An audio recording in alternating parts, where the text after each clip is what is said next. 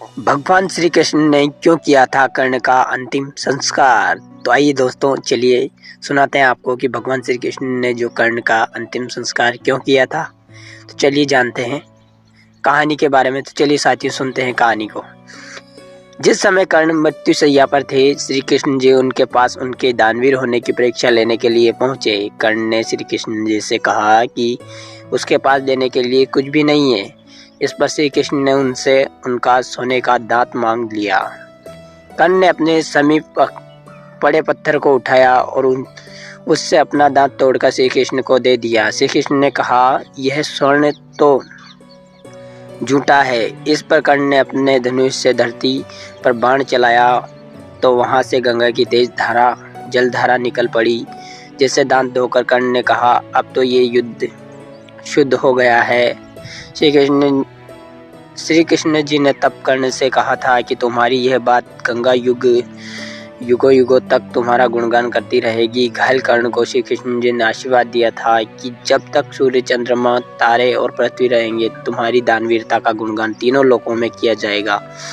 संसार में तुम्हारे समान महान दानवीर न तो हुआ है और न ही कभी होगा। कर्ण ने एक बार फिर अपने दानवीर होने का प्रमाण दिया, जिससे कृष्ण काफी प्रभावित हुए। श्री कृष्ण जी ने कर्ण से कहा कि वह उससे कोई भी वरदान मांग सकते हैं। कर्ण ने कृष्ण जी से कहा कि एक निर्धन सूत पुत्र होने के कारण उसके साथ बहुत छल हुआ है। अगली बार जब श्री कृष्ण धरती पर आए तो वह पिछड़े वर्ग के लोगों के जीवन को सुधारने के लिए प्रयत्न करेंगे। इसके साथ कर्ण ने दो और वरदान मांगे। दूसरे वरदान के रूप में कर्ण ने यह मांगा कि अगले जन्म में श्री कृष्ण जी उन्हीं के राज्य में जन्म लें। और तीसरे वरदान में उन्होंने श्री कृष्ण जी से कहा कि उनका अंतिम संस्कार ऐसे स्थान पर होना चाहिए जहां कोई पाप ना हुआ हो। उनकी इस इच्छा को सुनकर श्री कृष्ण जी दुविधा में पड़ गए थे, क्योंकि पूरी पृथ्वी पर ऐसा कोई स्थान नहीं था जहां एक भी पाप नहीं हुआ हो। ऐसी कोई जगह न होने के कारण श्री कृष्ण जी ने कर्ण का अंतिम संस्कार अपने ही हाथों पर किया है। इस तरह दानवीर कर्ण मृत्यु के पश्चात साक्षात वैकुंठ धाम को प्राप्त हुआ। तापी पुराण के अनुसार जब कुरुक्षेत्र युद्ध में दानवीर कर्ण घायल होकर गिरे तो श्री कृष्ण ने उनकी अंतिम इच्छा पूरी की थी। कर्ण ने कहा, द्वारिकाधीश, मेरी अंतिम इच्छा है कि तुम्ही मेरे अंतिम संस्कार एक कुंवारी भूमि पर करना।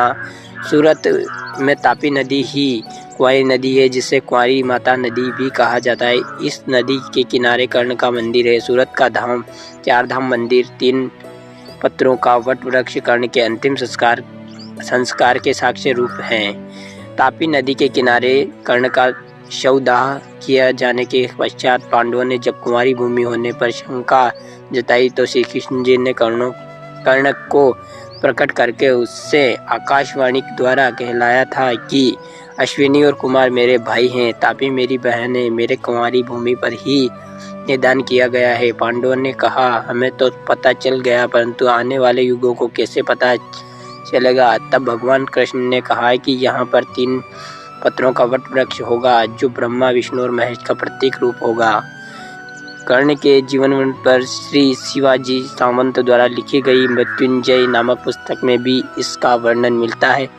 आई होप आपको ये कहानी अच्छी लगी हो साथियों। कहानी अच्छी लगी हो तो हमारे चैनल को सब्सक्राइब कर लीजिए और बेल आइकन को प्रेस कर दीजिए। चलिए मिलते हैं किसी नई कहानी के साथ, तब तक के लिए धन्यवाद।